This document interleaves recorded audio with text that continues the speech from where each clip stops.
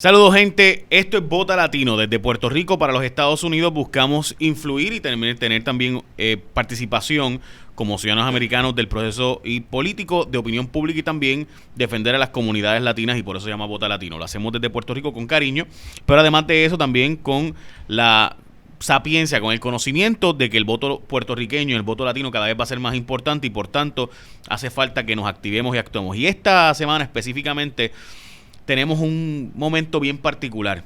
El presidente de los Estados Unidos, Donald Trump, ha hecho nombramientos en el caso de Puerto Rico para una Junta de Control Fiscal. También ha hecho un endoso al gobierno de Guaidó y específicamente ha solicitado a el gobierno militar, o debo decir a los militares de Venezuela, que salgan a la calle a apoyar a Guaidó. Y también, además de eso, hay una crisis en la frontera, pidiendo incluso a los que están solicitando asilo, los asylum seekers, está pidiéndole hasta que paguen por el proceso de aplicación de solicitud de un asilo a los Estados Unidos, lo cual evidentemente es una barbaridad. Pero hablamos con el profesor Carlos Dalmau, mi amigo, y además quien vivió mucho tiempo, conoce el mundo de Washington. Saludos, Carlos. Saludos, Jay, por invitarme. Gracias por invitarme a este programa o este podcast que la verdad es que cubre un tema que a veces en la discusión local de Puerto Rico no se cubre.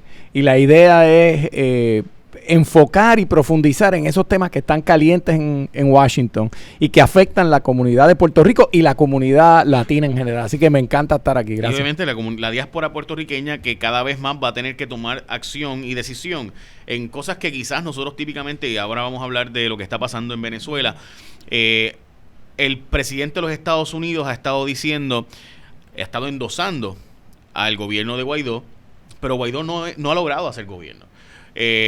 Básicamente aquellos, ¿verdad?, que tienen alguna duda de qué es lo que está pasando en Venezuela, en la Constitución de Venezuela se declaró como que declaró la Asamblea Legislativa, se declaró como si básicamente no existido.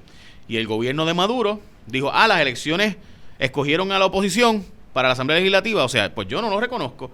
Y básicamente la legislatura en Venezuela dejó de existir en la práctica. Y el presidente Maduro nombró un grupo de gente y se les arrebató el poder a la Asamblea Legislativa. Simultáneamente, esa Asamblea Legislativa dice, pues las elecciones pasadas, como no hubo participación de los candidatos que nosotros queríamos, pues entonces esas elecciones no son válidas. Así que la Asamblea Legislativa declara que hay un vacío en la presidencia y por tanto no hay un presidente. Y en la práctica entonces significa que o se hacen nuevas elecciones, pero mientras lo que se hacen las nuevas elecciones, hay un gobierno interino que es el de Juan Guaidó. Bueno, pues resulta que Guaidó recibió el endoso de la comunidad internacional, recibió el endoso básicamente de todo Sudamérica, menos México y Bolivia, y en síntesis también de Estados Unidos, de Canadá y de la Unión Europea. Pero hay otros actores como China y Rusia que también están ahí. Pues todo esto ha estado cuajándose en las ayudas humanitarias, en los proyectos de endoso y de ayuda al gobierno de Guaidó, y todo eso está en la discusión pública ahora mismo, porque hoy precisamente ocurre un llamamiento y un lanzamiento, debo decir, de gases lacrimógenos ante la gente, donde estaba Guaidó convocando a una manifestación. Y entonces ahí comenzó el ejército a disparar estos gases lacrimógenos y se ha formado todo este mare magnum de reacciones a nivel internacional pidiéndole al ejército que salga a apoyar al gobierno de Guaidó por parte de la comunidad internacional. Por otro lado, la verdad es que no pareciera ser que el ejército de Maduro lo va a abandonar.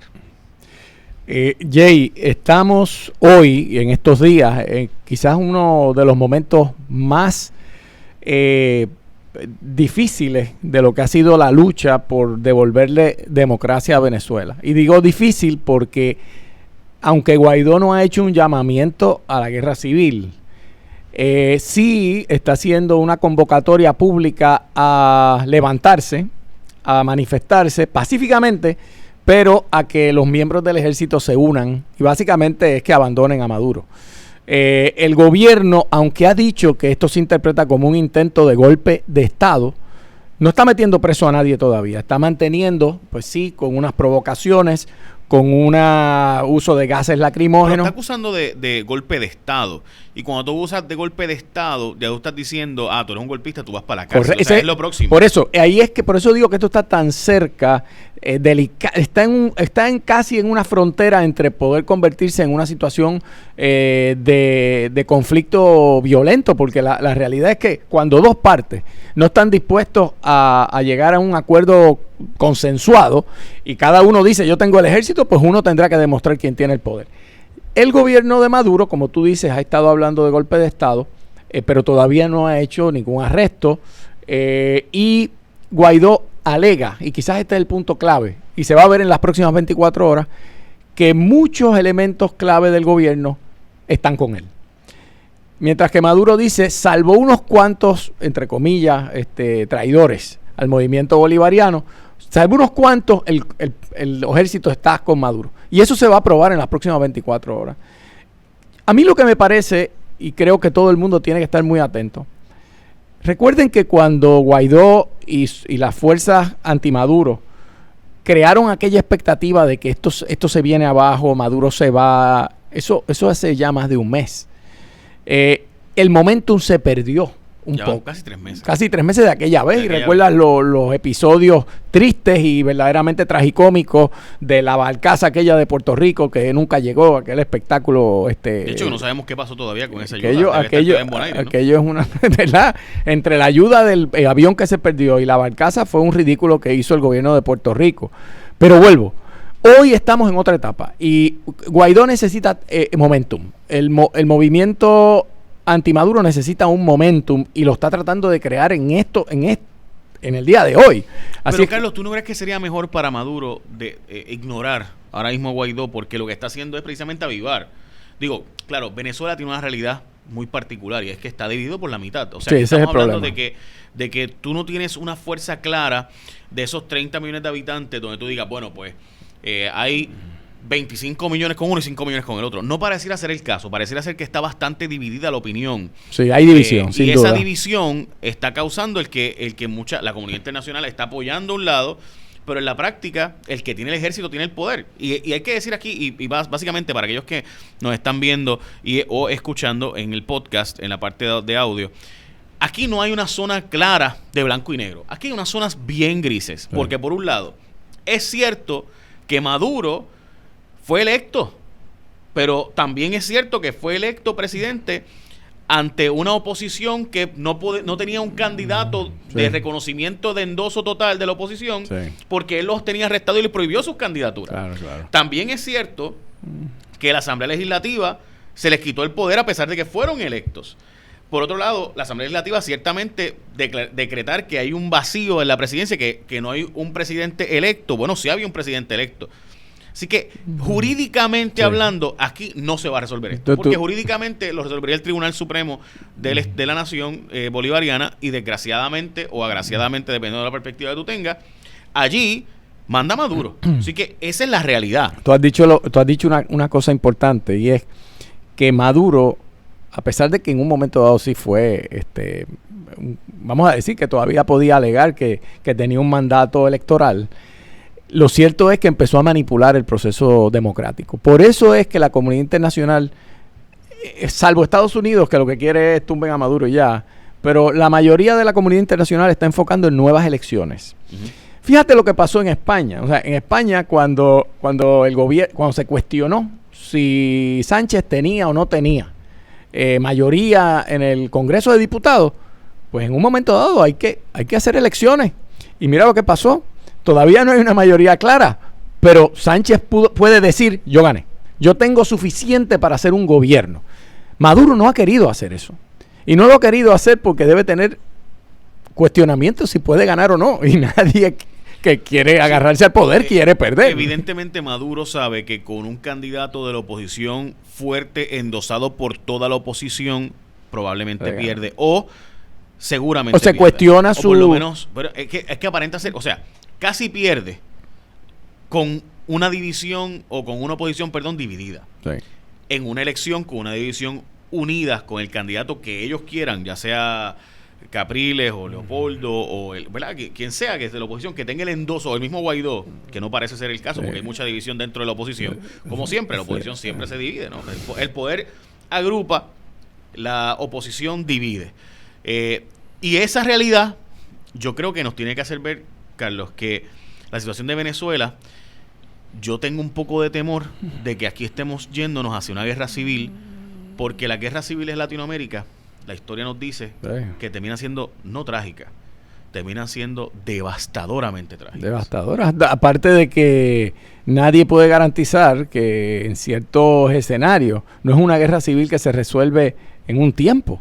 Se pueden extender por años, no, porque Salvador se quedan las guerrillas, se queda toda esa cosa. Ojalá que eso no llegue a eso. Lo que sí está claro es que hay un intento y un empuje de crear las condiciones para que Maduro o haga unas elecciones o sencillamente decida esto no aguanta más. Ahora, es interesante. Yo no sé si el apoyo, o sea, toma en cuenta cómo se lleva a cabo una elección allí. Cuando tú tienes tantos venezolanos que seguramente votarían en contra de Maduro, pero no están allí. Yeah. O sea, porque es como si aquí, pues casi toda persona que no sea estadista, digamos, se vaya y hacen un referéndum. Pues es legítimo, no es legítimo. O sea, hay unos cuestionamientos, pero por ahora estamos todavía en algo mucho más sencillo y es, ¿dónde va a estar el ejército? ¿Dónde va a estar el ejército? Y hasta ahora el ejército no parece que está abandonando a Maduro. No. De hecho, al contrario, lo que hemos visto ha sido que la oposición se ha ido desinflando. Y es normal porque no ha logrado obtener el poder. Sí. Y esto, o sea, no es una crítica a la oposición. La realidad es que la oposición tiene una situación de debilidad porque tú no tienes el ejército, tú no controlas el petróleo, tú no controlas los recursos de producción ni de distribución, pues por tanto, pues básicamente no controlas el Estado y por tanto no vas a poder... ¿Cómo tú logras que ese ejército abandone a Maduro si el que firme el cheque es Maduro? Si el que me asegura que yo tenga los chavitos Maduro. Además de que Maduro, al igual que casi todas las personas que han estado en posiciones similares, lo que han hecho es comprar a personas del ejército, la lealtad de mucha gente en el ejército, que hay gente que es muy leal a su gobierno precisamente por eso. Así que hay algo adicional. No, solamente hay que decir una reflexión sobre por qué. Mucha gente se pregunta, pero ¿y por qué no se han levantado? ¿Por qué no se han tirado a la calle? Mira, esto es sencillo. La crisis en Venezuela, la que de verdad ha explotado ahora, es una crisis de situación socioeconómica. No es tanto, si tú le preguntas a un venezolano y lo ves en las noticias, no es porque me han quitado mis derechos democráticos, es porque esto no aguanta más, es porque no encuentro, los precios están muy altos. O sea, que en el fondo hay un anhelo por una vida más estable y económicamente mejor. Ese no es el semillero para una revolución patria o muerte. A lo que me refiero, Jay, es que para bien o para mal, el pueblo venezolano que queda allí es un pueblo que quiere resolver esto por la paz. Hasta ahora. Estas cosas explotan, pero es que también mucha gente también se ha ido y eso es parte del asunto, que el resto de Latinoamérica, o sea, tú vas a Argentina ahora mismo, o tú vas a Ecuador, o tú vas a Colombia, y está repleto de venezolanos en las calles, claro, solicitando, o sea que también ha habido un tipo de válvula de escape. Los sectores del capital también se han estado yendo a Panamá y a la Florida. En Estados Unidos, todo lo Florida. O sea, la Florida está repleta de hermanos venezolanos, que son el sectores más, ¿verdad?, que económicamente pudieran haber solicitado o más bien ayudado a una oposición, pero también son personas que estaban siendo confiscadas sus pertenencias continuamente. Así que el proceso es mucho más complicado de lo que pasa. Mi preocupación principal, y yo creo que la preocupación de todos los que amamos Venezuela, y obviamente yo no he tenido nunca la oportunidad de ir, cuando he tratado de ir pues ha sido complicado, pero conozco gente de Venezuela, y te puedo decir mi mejor amiga es de Venezuela, y te puedo decir que sin duda hay una división de verdad interna muy fuerte, y esa división es problemática porque es de ese tipo de guerra civil, si ocurriera, Dios no lo quiera, que no tiene una solución rápida. Entonces la comunidad internacional va a tener que meterse, y Rusia y China han estado ahí, porque China está sacando dinero continuamente de Venezuela, de ese petróleo, y además las relaciones con Rusia. Así que La situación es bien complicada, de nuevo, no hay un blanco negro. Yo escucho mucha gente decir, no, pero ¿y por qué no pasa tal cosa? Bueno, porque las cosas en la vida son más complicadas. Por eso está este podcast, para eso hacemos este video podcast y hacemos este Facebook Live para que ustedes lo vean, escuchen, porque es más complejo. O sea, no es simplemente el yo me declaré presidente porque yo soy presidente de la Asamblea de Diputados, yo soy presidente de la Asamblea Legislativa y yo me declaro presidente porque hay una vacante en la presidencia porque Maduro fue electo ilegítimamente. Ok, ¿y cómo yo logro que eso se convierta en un hecho, una realidad? Claro. Pues es mucho más complejo, aunque jurídicamente pasa una cosa, en la práctica pasa otra. Bueno, hablando de cosas bien buenas y cosas que sí están pasando, que mire, pase lo que pase en el resto del mundo, usted tiene que por lo menos tener un buen palito. Mire esto, gente. Esto se llama Alto Grande. Este es un ron añejado inspirado en las montañas del cafetal puertorriqueño, donde con montañas, con un clima tropical, acelera el proceso de añejamiento y esa delicada neblina le brinda la suavidad. Mire, es sorprendentemente cremoso, acompañado por un armonioso balance entre esas notas de azúcar morena, café y frutas secas. Te va a gustar. Vainilla aromática, chocolate oscuro, suaves notas especiadas, canela, pimienta dulce. Esas insinuaciones de nuez moscada, tienes que chequearlo porque tiene ese saborcito a madera, cítrico y caramelo. Pruébalo. Alto Grande. Yo sé que tú conocías el café Alto Grande, ahora el ron Alto Grande es un ron de enorme calidad, añejado en la montaña puertorriqueña, el único que queda que se añeja en la montaña puertorriqueña. Así que, bueno, salud, hermano. Salud. Ok, vamos a pasar al próximo tema. En México se está dando una cosa muy particular y es que, perdón, quedé con el sabor. Está bueno. En México, realmente no es en México, porque ni siquiera son mexicanos. Muchos de ellos, y hay mexicanos obviamente, pero la gran ola migratoria es de Guatemala, El Salvador y Honduras. Específicamente huyéndole a la violencia. ¿Verdad? Y mucha gente quizás tomará este comentario como un comentario no real, pero es muy real. En gran medida, gracias al narcotráfico de Estados Unidos, al consumo desmedido de Estados Unidos de narcos en el resto de Latinoamérica, hay gente que se dedica a venderle, porque es más costo efectivo para mí venderle narcos a Estados Unidos que vender plátanos y guineos, frutos, café al mercado. O sea, yo salgo mejor en Colombia y Perú. En Colombia y Perú yo salgo mejor si me dedico, si soy un agricultor, si cultivo coca, que si cultivo chocolate. Punto. Esa es la verdad. Y si tú le preguntas a los agricultores de la zona, dicen, bueno, yo cultivaría, qué sé yo, frutos, para nosotros parcha, la fruta estrella.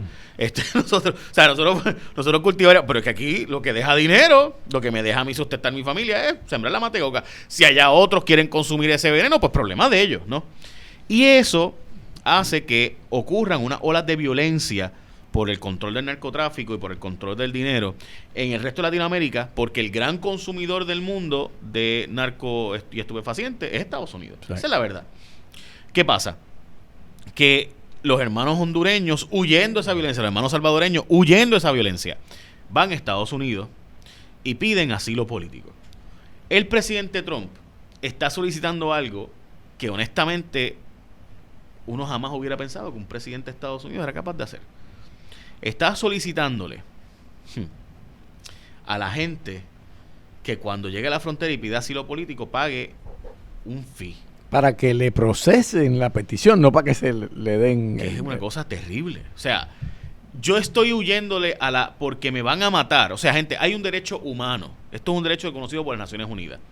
Donde si tú temes que en tu país están buscándote para matarte, tú puedes ir a solicitar asilo político a otro país. Eso es un derecho humano. Y en ese país decidirán, obviamente, si te dan asilo o no. Pero tú tienes el derecho a solicitarlo. Pues resulta que gente pobre que va caminando desde El Salvador, desde Honduras, desde Guatemala, cruzando todo México y llegando a la frontera con Estados Unidos y solicitan asilo, muchas veces con niños, infantes incluso, se le va a pedir que paguen por aplicar, por solicitar. Y cuánto sea el costo, según la orden ejecutiva del presidente, aparenta ser que va a ser el costo del proceso. Pues gente, ¿sabe cuánto es el costo del proceso de pagarle a unos empleados federales que cobran un dineral? Eso va a ser imposible, el asilo para todos los efectos prácticos en Estados Unidos. salvo que tú seas un millonario, que ya tienes otra forma de entrar, como la I-5 y otra forma que hay para entrar, ¿verdad? Las leyes de Estados Unidos, leyes migratorias, permiten la entrada de millonarios. O sea, los millonarios ya tienen forma de entrada a Estados Unidos, pagan una cantidad de dinero y hacen unas inversiones. Así que, evidentemente, esto es un acto de clasismo, de racismo y un acto de cerrar la frontera. Y usted puede estar a favor de eso, pero no me diga a mí que es un acto de amor y compasión, porque evidentemente no lo es. Mira, Jay, hay unos elementos que han traído este tema otra vez a la palestra, algunos provocados por el propio Trump y otros porque sí, hay un grupo, hay un aumento en el número de inmigrantes debido a que sí, hay un aumento en la violencia, en la situación de estos países que tú has descrito muy bien.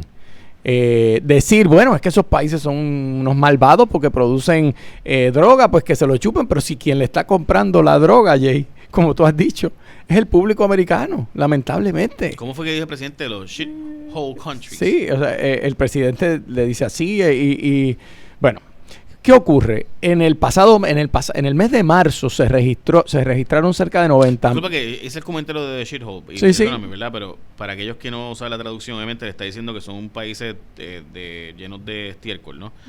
Pero lo traigo porque es que antes se le llamaba esas repúblicas bananeras.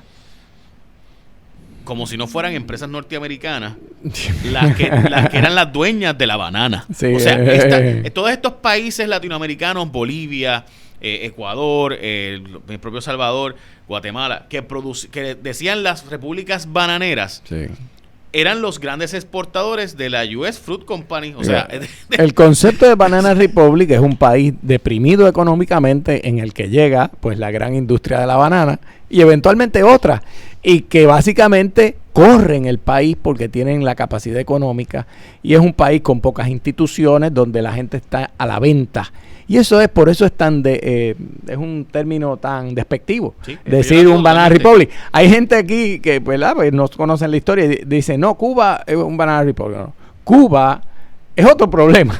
Es un sistema socialista fracasado, pero que se montó en una narrativa de acabar con el concepto de Banana Republic, porque ahora serían los cubanos los que correrían eso, y no funcionó, pero no se puede despachar porque no es lo mismo que lo otro. Ahora, ¿qué pasa? Sí, hay un aumento en el número de inmigrantes que están llegando a la frontera. Se registraron con más de 90,000 arrestos en marzo. Y esa es una de las cifras, Jay, más altas en los pasados 30 años. ¿Qué pasa? Pues Trump, utilizando eso, ha empezado a apretar todavía más las tuercas de su discurso político y público en contra del inmigrante. Una de las cosas que hizo, comenzó con una orden de William Barr, que es el secretario de Justicia, negándole la fianza a personas que arresten y que sean inmigrantes ilegales. O sea, no puede salir. Nada más por el hecho de ser inmigrante. Y ahora, ayer, hace público, hoy sale en la prensa, un memorando de Casablanca que dice, primero, no se le van a expedir permisos de trabajo a inmigrantes que entraron ilegalmente. Eso no lo vamos a hacer. Si entraste ilegal, aunque lleves tiempo en la comunidad, aunque estés en asilo, aunque te cojas pena, olvídate, te quedaste, no vas a poder trabajar, no te puedes ganar la vida. Dos, para procesar la solicitud tienes que pagar un fee que ya tú sabes que muchos de ellos que salen con una mano al frente y otra atrás no van a poder pagar. Eso es una barrera para que no puedan hacerlo. Y lo triste de todo esto es que esa narrativa, que es una narrativa muy, muy fundada en un racismo, no nos engañemos.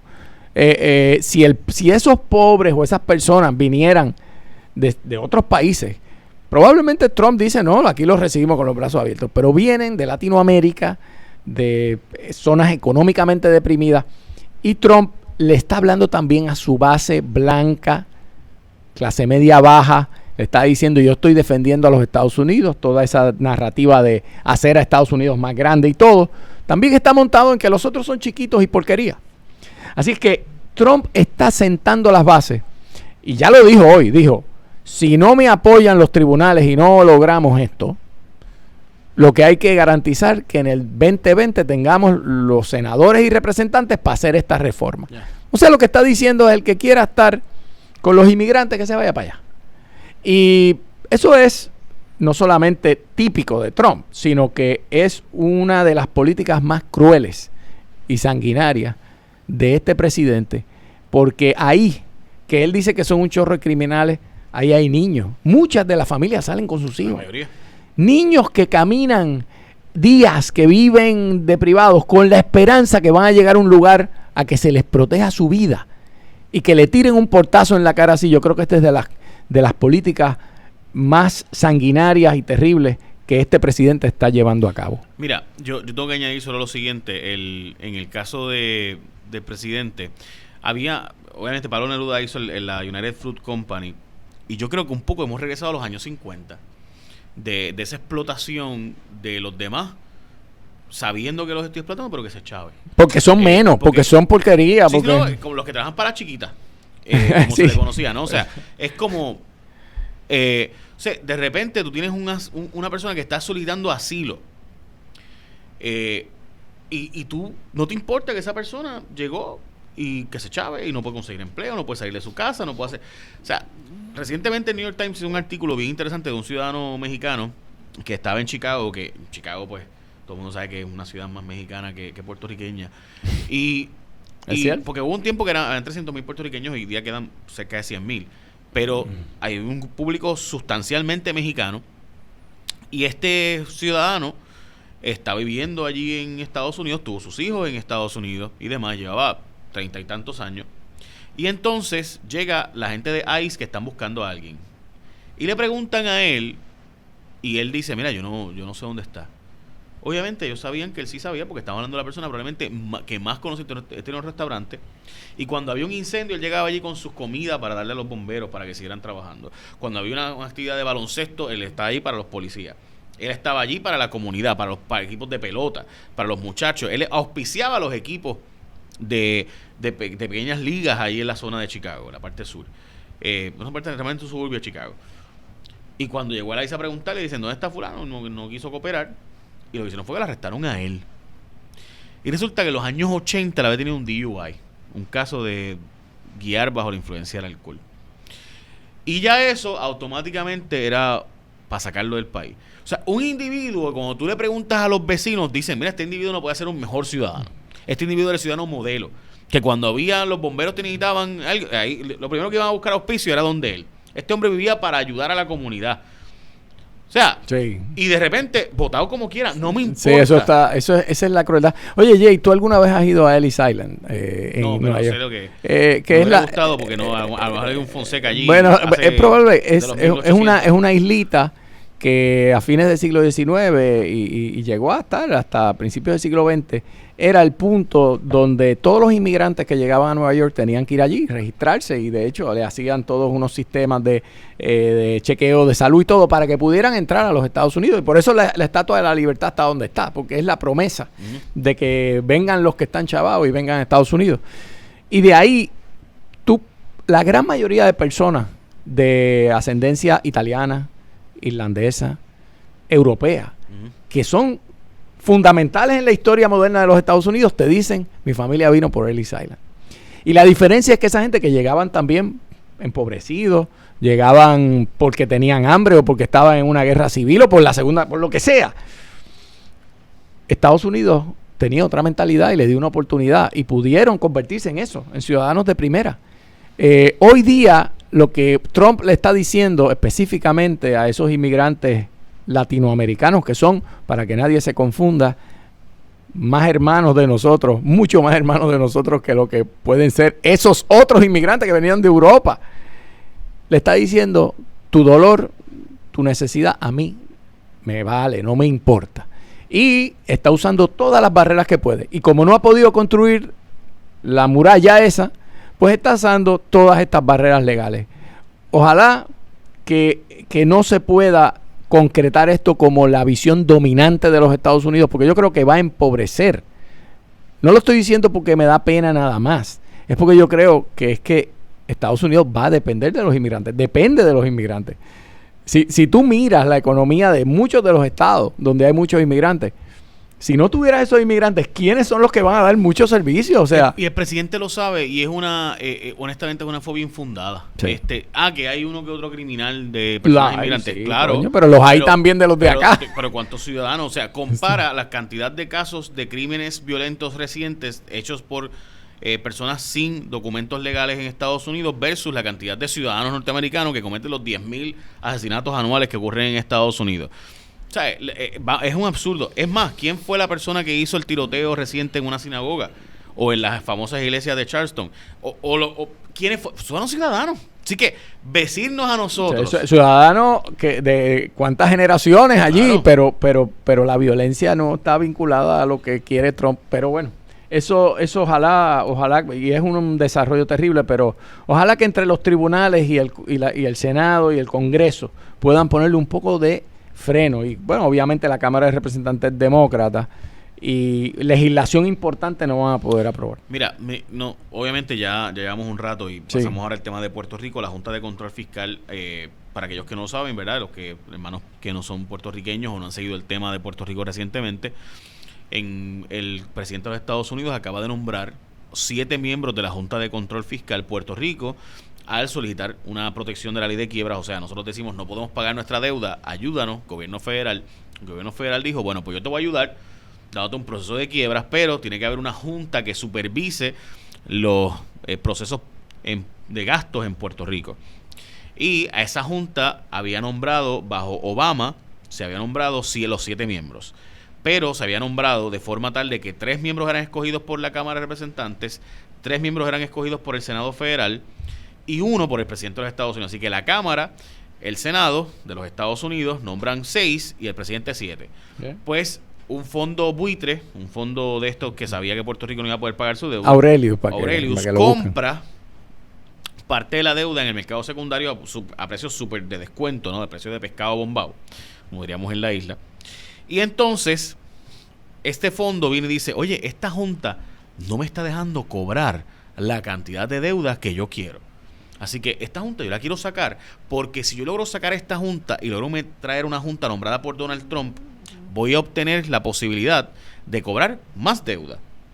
Por otro lado, una unión obrera llamada la UTIER, que es la Unión Obrera de Autoridad de Energía Eléctrica en Puerto Rico, esa unión obrera también quería sacar a la junta y nombrar otra junta, pues entendiendo de que esta junta había sido muy dura con los trabajadores, planteando recortes a las pensiones y recortes a los beneficios de los empleados públicos en el gobierno. Bueno, empleados públicos son del gobierno, ¿no?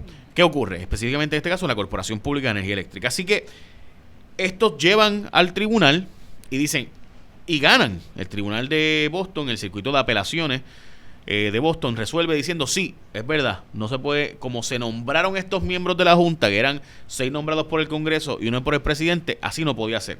Los nombramientos de oficiales federales tienen que ser nombrados por los 7 por el presidente y pasan por la confirmación del Senado de los Estados Unidos. Pues el presidente ha decidido que va a nombrar los 7 y los nombró, pero nombró a los mismos 7 que ya habían, que los que hayan sido nombrados de forma inconstitucional según el tribunal de Boston. ¿Qué significa eso en la práctica? Pues que de aquí hasta septiembre seguiremos con la Junta de Control Fiscal que tenía ya Puerto Rico.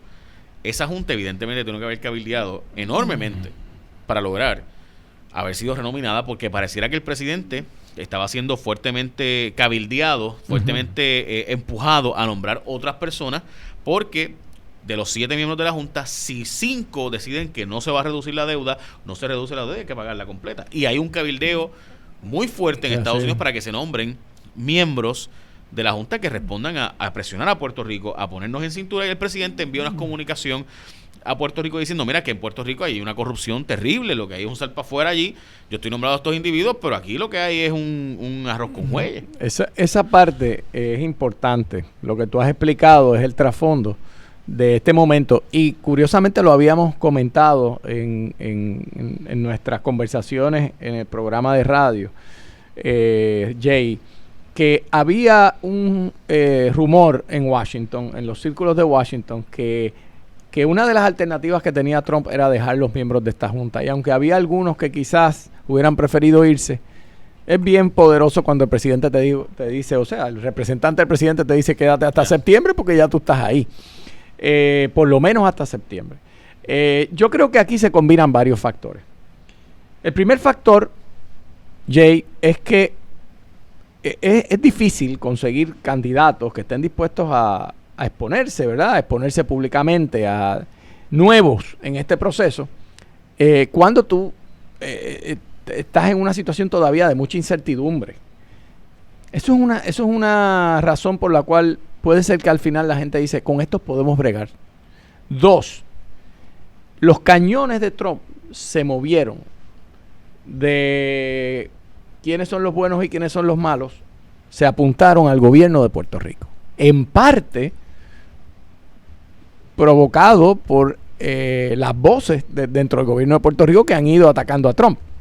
Empezó con la alcaldesa de San Juan, eso no es un secreto, pero luego el gobernador se unió a ese reclamo y le ofreció a Trump un puño en la boca si se ponía tonto y si se acercaba.